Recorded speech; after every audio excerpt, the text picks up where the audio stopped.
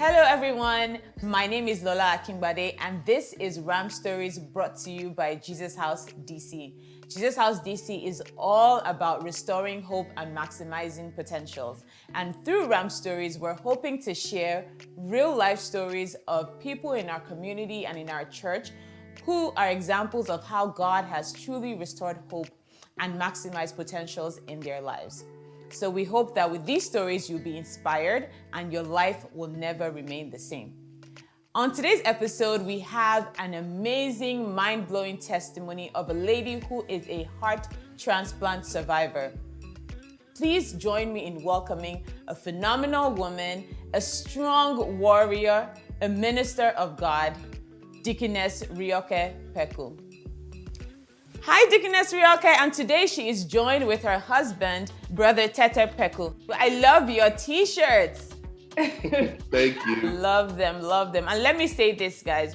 First of all, Deaconess Rioke, you are a brave person. For you to even do this interview, thank you so much. It's really, really brave of you to be able to do this with us. So thank you. Thank you. So, do you have children? And if yes, how many? Two. Two. We have a set of twin girls. Aww. And one looks like each of you, as I can imagine. Yes, okay. How long have you been married? Let me see, I have to calculate it. 25 years. Wow. You guys are veterans in the marriage department. Good job. Good job. All right, so let's get into it. Let's not waste too much time. So you recently underwent a heart transplant surgery. That is major. That is huge. So let's go back. How did it start? When did you know that you had issues with your heart? When the children were born, when they were taking, I had to have A C-section. Okay. And Tete was right there, and I collapsed, I guess. Oh wow. Yeah. So basically, during the cesarean operation, she started complaining that she couldn't breathe. And then all of a sudden, her eyes rolled into the back of her head, and she just stopped. Oh my goodness. What was going through your mind at that point? Like what? All I was doing, because I couldn't look at the C-section, I was holding her hand and I was yelling, "She can't breathe. She's saying she can't breathe." Oh my goodness. The anesthesiologist now took one look at her, and I don't know what he did, and then she started breathing again, but the doctors didn't stop. They continued with the operation. With the operation, yes. And how many years ago? So how old are the girls? 20. They turned 20 last week, 20. Okay, so this is like 20 years ago when you first noticed that something was wrong. So after the C-section and the girls were born, I assume you know everything was fine, you made it through. Did you, at that point, was that when the doctor said, well, let's take a look? Or how did you know to take a look at the heart? They told me that, first of all, that I had what do they call it? Postpartum cardiomyopathy. And I can't have children anymore. Wow. And I had to use a lot of medication. And so I was using that for a long time. Okay. But you know, when I go to the hospital, they will say, you know, you might have to have another heart. You know, Okay. They would say that all the time, and every time they say that, I'll say, not me. You know, because I didn't want to do that. But it wasn't at that point a life-threatening situation. It was just that you may need it, but take medication for now. Okay. So after that episode, what was the next trigger point for the issues with the heart? Everything was fine. I wanted to lose weight, and I actually lost About 30 pounds. Yeah. Pounds. Okay. And then I went to Nigeria, and then I had a stroke. I didn't know it was a stroke. I just knew something was wrong. And it's really funny because just before it happened, I had to go to a traffic court I had spoken with her. She was telling me she was eating something good and I was jealous. To make you jealous of all the Nigerian food. I went to traffic court, came back from traffic court. Then I got a call from her cousin. And I was like, thank you for looking after my wife. Yeah. And that's when he told me that, something is wrong and I should speak to her. And when I spoke with her, the words didn't make sense. In other words, it wasn't coherent. She thought she was saying stuff, but it wasn't coherent. But it wasn't coherent. So they rushed her to the hospital. Okay. It took, I think, 1 week to come back. Yes. And they told me that it was aphasia. And what is aphasia? So she had a stroke, and the byproduct of her stroke was that she was not able to speak. Okay. In other words, when she tried to speak, gobbledygook came out, and then she couldn't read or write. It's in the brain. Yeah. So basically, she had a stroke. She had a stroke in the brain. So tell me how that changed your lifestyle, and because I can imagine this is something that just came all of a sudden, right? And now reading, writing, doing the things that you used to do easily is different. How did it affect you, Deaconess Rioke? How did it style? It was horrible because of singing. I was in the hospital and I said, God, why? I mean, I could stay in a wheelchair and just sing. And I just felt, but why? I mean, that's what I want to do. So that was very hard for me. And I had to realize that, well, I have to get better. And I asked God, what should I do? Should I just die now? Actually, I had that question when I was alone. I said, should I just die? Because why am I here if I can't sing? And God told me that I have to fight and trust me. I actually heard that in the hospital. And that's the reason why I push every day. It doesn't happen all the time. Sometimes I don't want to do anything. How did that affect you, Brother Tete, and the girls? What were the changes you had to make to adjust to this new lifestyle? It was rough because after the stroke, she was a totally different person. All the things that she liked, she didn't like anymore. I had to learn everything that she liked, everything that she wanted. It's funny, we think that this is us. I like this, I like that, we do this. But apparently it's all stored in the brain. And if it gets wiped out, it's gone. And what you call yourself is not really there. It's just stored in the brain. So we had to make changes. She started learning to speak. And if you remember, you could only call, she couldn't say my name. She could say Miku. It was Miku first. No, it was Mide. It was Miku. Okay. It was Miku. She could say Miku, but she couldn't say Mide. She couldn't say Tete. So we all adjusted, of course, and the kids did good. I have to say the kids did very well because they adjusted, So now we've talked about the pregnancy when you first passed out at the C-section, moving on to the stroke, then the aphasia. Now, what was the next point at which, because now I assume you adjusted to this lifestyle, everything was going on fine. So what next happened? We took a trip to Jamaica, and in Jamaica, she wasn't able to sleep. She was having a hard time sleeping. She was having a hard time breathing. And when we got back, she went to see her cardiologist. Her cardiologist told us, you know what, we need to go and see a specialist because she was at end stage heart failure, because the medications that she was taking were beginning to clash because her heart had really deteriorated. So we went to see the specialist at the Washington Hospital Center. Now, the specialist said that we should pack a bag, that she was going to stay overnight. Mm-hmm. They're going to do a test, that they had this medication that would help make the heart beat faster.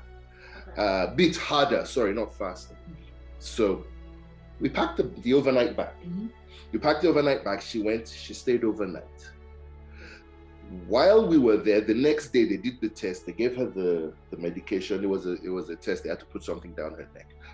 Yeah, but it seemed to make her heart beat better. Okay. And then they now said that, just you need to stay. We need to do some more tests. So you stay for a week. Yeah. Oh, so one night became 1 week.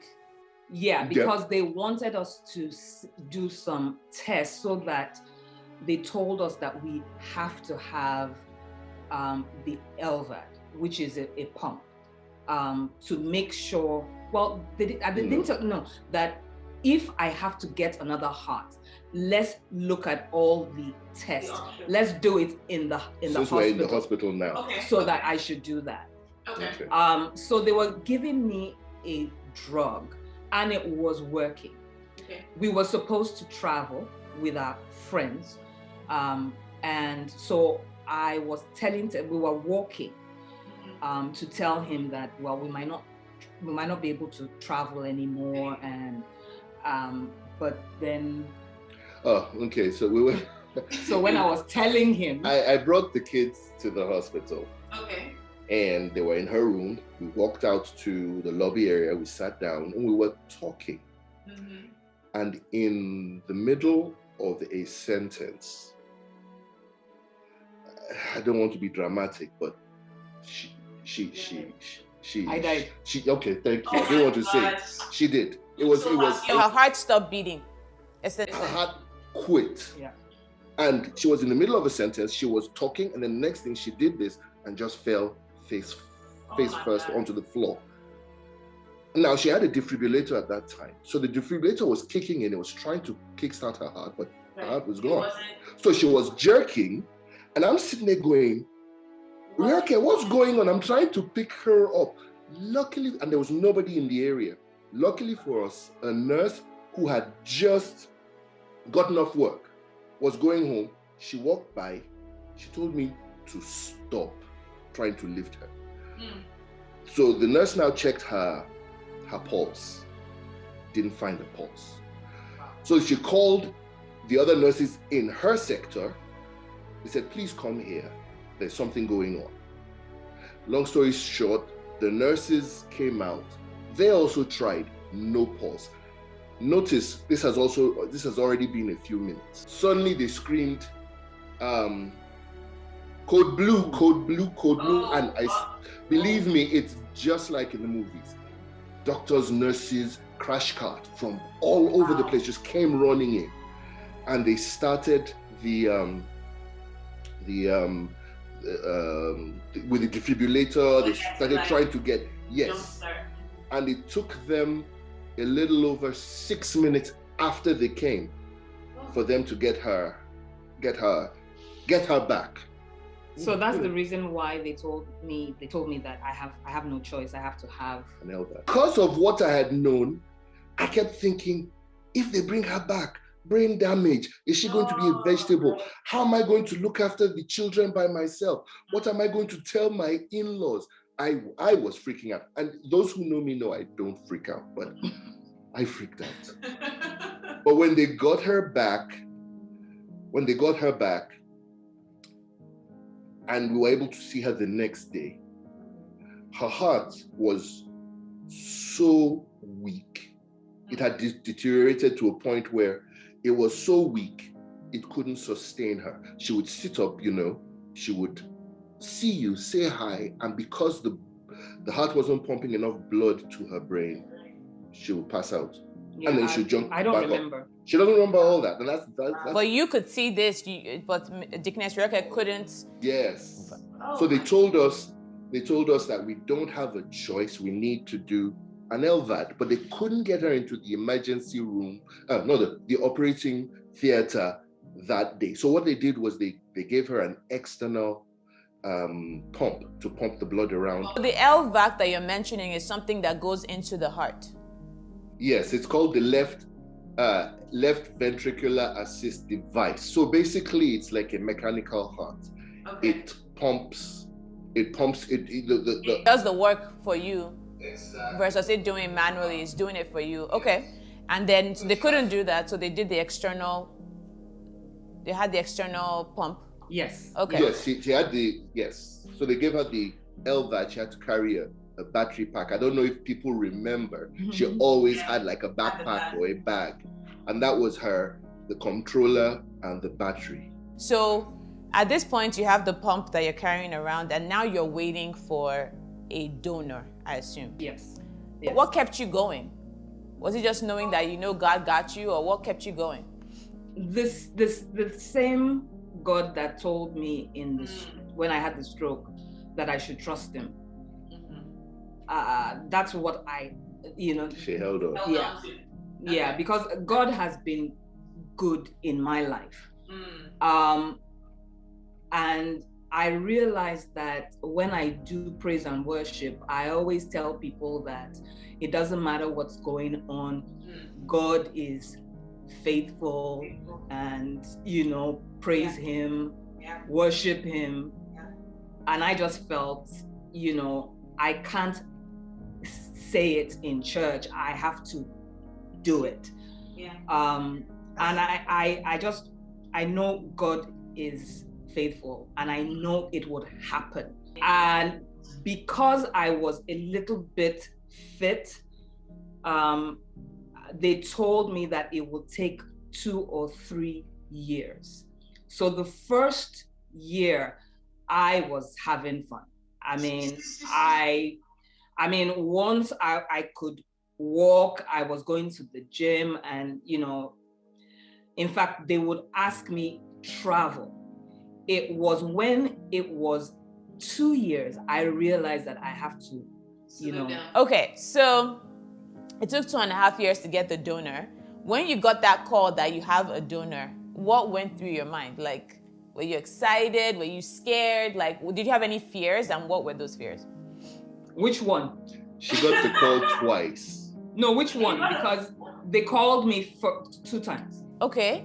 So they called me at in the last year, October, November. Okay. I was sitting here actually, and Teta was right here, and I got a call, and they said, "Is this Rioke?" I said, "Yes. We have a heart for you," and I just started crying. Aww. And it was like, what's wrong with you? That's me. And I mean, I cried well. That cry of happiness, like, I'm excited, I'm getting a heart. Yes, okay. That it's coming, And the nurse just kept quiet because they know it happens all the time. Yeah. So she left me, and they said, "Are you okay?"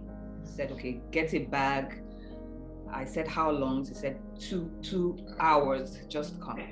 Okay. So I went to the hospital. Was this during COVID? You said last year. Was this COVID times or during COVID? Yes. COVID. Okay. Yes. Okay. So he left me.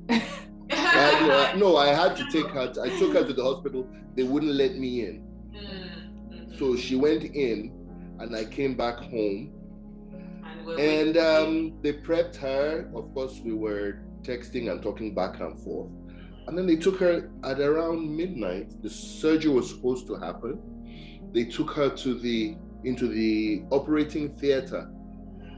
And I, of course, the countdown had started. Yeah. And I couldn't sleep.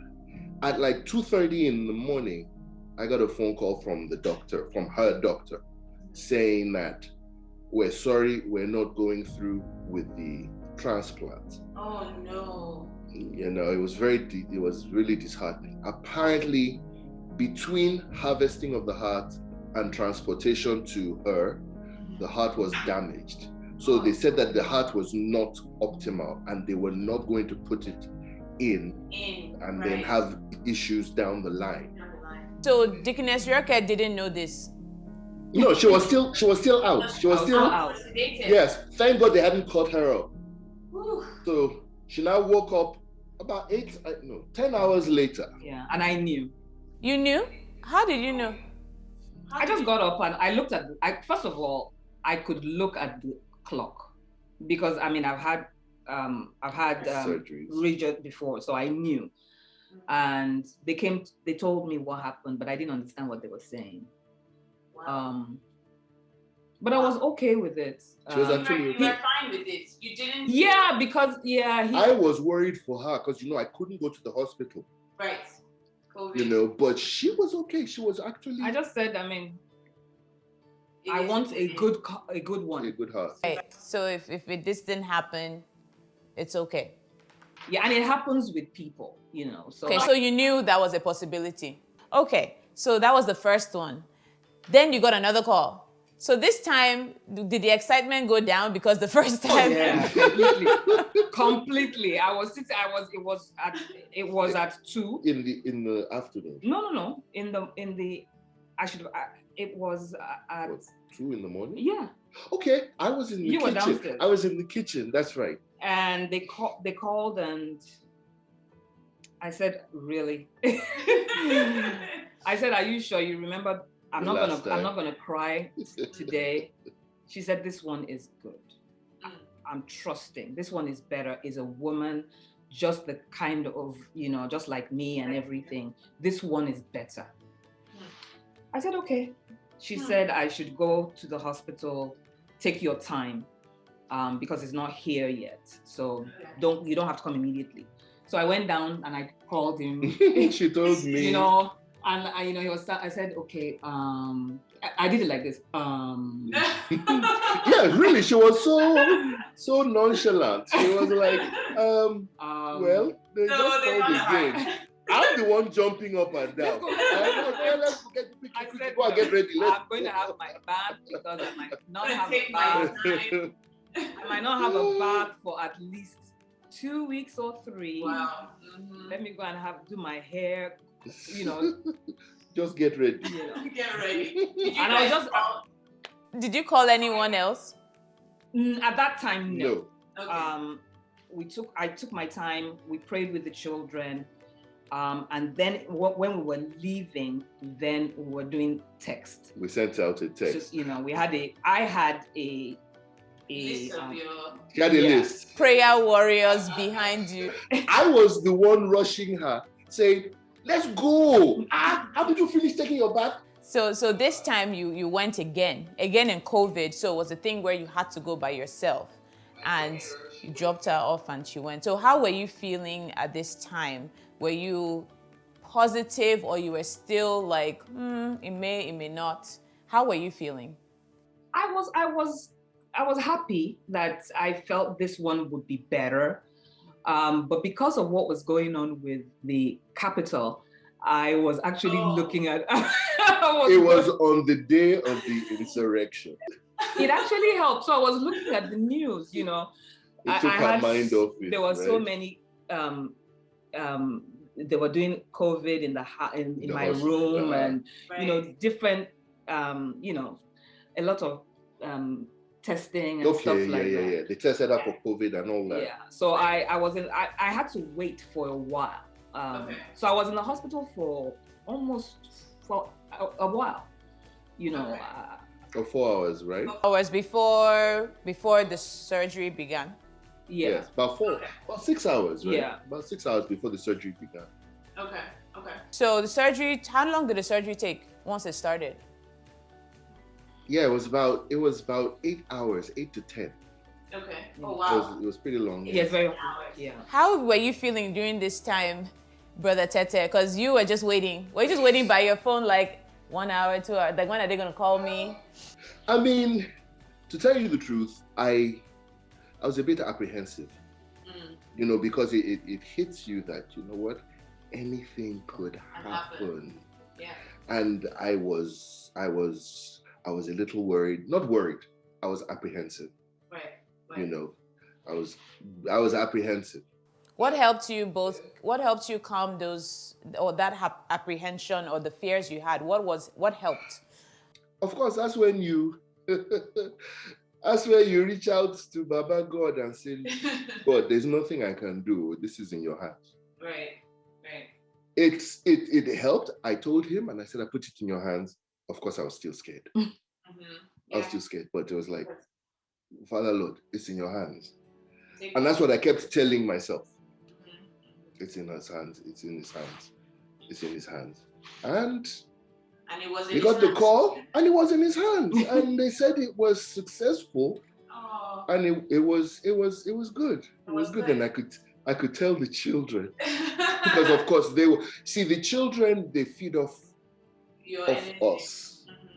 So even though I was worried, of course, I walked around the house like everything was fine.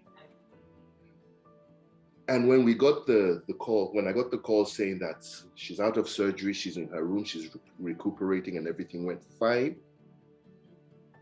I could tell the children without acting. That makes sense. I could tell them that, see, she's fine. Yeah. We can't go and see her, but she's doing good. So did you wake up like almost immediately after? Because I assume they sedated you this whole time. They sedated her off and on for like 4 or 5 days. 4 or 5 days? Yes. Yeah.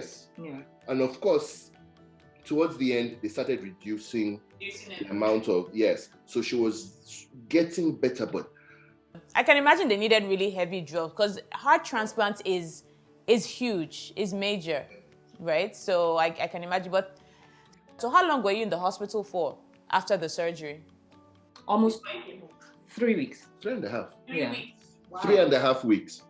Okay, so after they reduced the medication, was there anything you had to relearn? Were you able to walk on your own? Were you able to talk, or was it also something that you had to learn how to do some things that you didn't used to be able to do before? It was just walking because, because my legs were very weak. So they had to help me to walk. Okay. I had to do that maybe 2 or 3 days with the doctors. Okay. But then after a while, I was still weak, but I would try to walk by myself. That's awesome. So then it was time to come back home. Were you excited? Very. I really wanted to go home to my own house and my bed because you can't sleep in the hospital. The bed is terrible. Take drugs at least every few hours. Every few hours. Yeah. They'd wake her up. So when they told me that I can go home, I was very happy. That's awesome. So then you got home to your house with your husband and your kids. So we know you're in recovery now. How is recovery going? Do you still have to take a lot of medication and how long have you been home? A little over a month. Yeah. Okay. Medication, a lot. I think I have maybe one.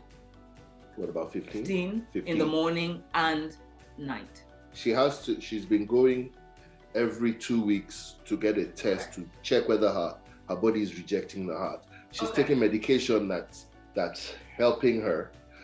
They're going to start reducing that, but she has some medication she's going to take for the rest of her life. Yeah. So how do you feel now?